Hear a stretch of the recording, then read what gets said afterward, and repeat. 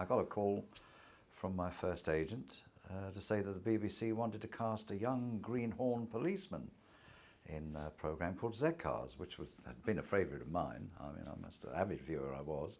They wanted a young police officer to join the series for, a couple of months. And I got the part. I got the part of this greenhorn PC Quilley. And 2 or 3 months turned into almost 10 years. Yes, so lovely. It really was. Good times. You're keen? Yeah, well, I couldn't sleep. I'm just the opposite. I had enough of that and convalescence at Allegate. Lucky later. Oh, what's lucky about it? We missed a lot of hard grind.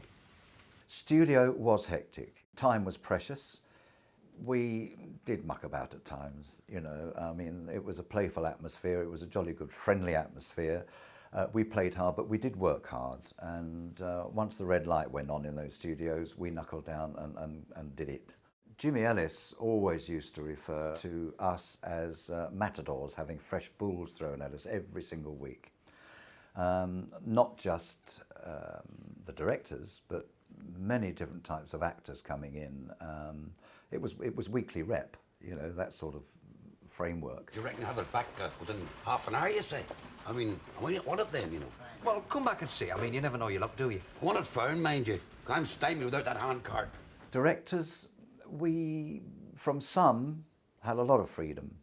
In the rehearsal room, show us, they'd say, well, what are you going to do here? Others were very strict, very rigid, and, you stand on that spot and you look at the camera and you don't move, and I want, at this point, you turn your head and you do the, and I want your hand. It was very rigid, some of them. I would politely call them the old school of directors. And there were a lot of them, male and female. Each brought something different to the series. They all loved it. They all loved coming onto Z-Cars. Something going on? Oh, just a jape, Sarge, a wheeze. A what? A wheeze. A joke, a lark.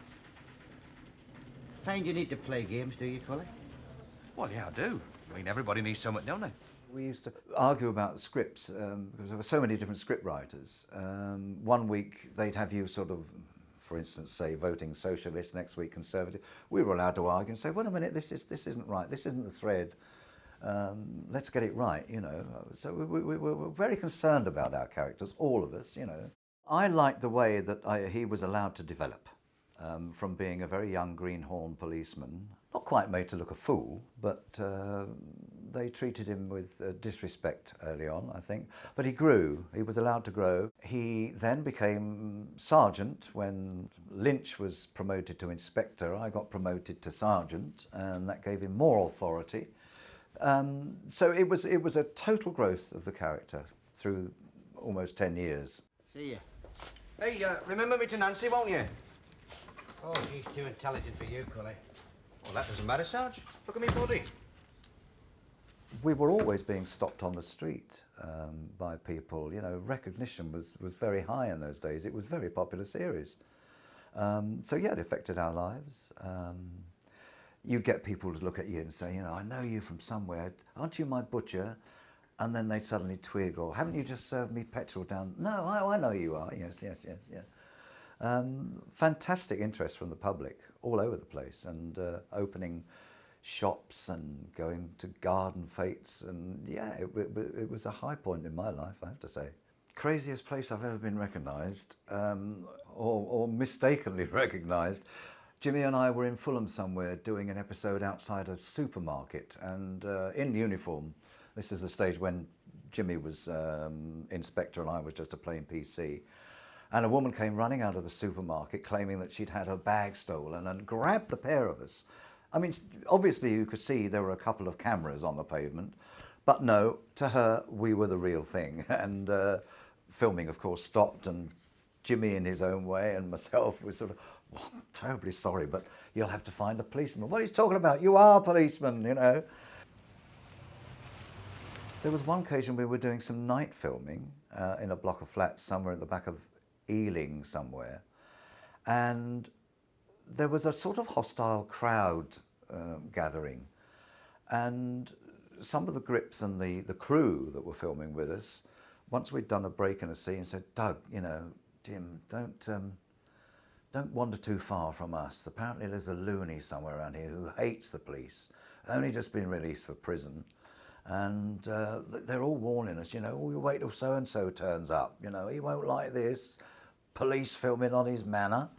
And lo and behold, a few seconds later, we heard this roar from one of the balconies. And I went, what the hell are you, blah, blah, blah, blah. And this bloke, and we looked up and there was this monster of a sort of bald, tattooed ex-con. So we sort of hid behind the grips and the sparks and sort of stopped filming for a little while until it all was calmed down. And the real police came and had to sort it out. It got a little bit hostile, a bit frightening. Moments like that, yeah. Sent to try us. Are you sure your lady's been active? No. No evidence, I just feel she has. I suppose I'd just better hang around and wait for the complaints to pour in. Oh, well, good time to knock off then. When the series finished in 1978, there was still an awful lot of work there to be done. I think it finished prematurely. So do one or two of the others, not just me. But then along came the bill, and a lot of the writers adapted their storylines that we should have done and went over to the bill.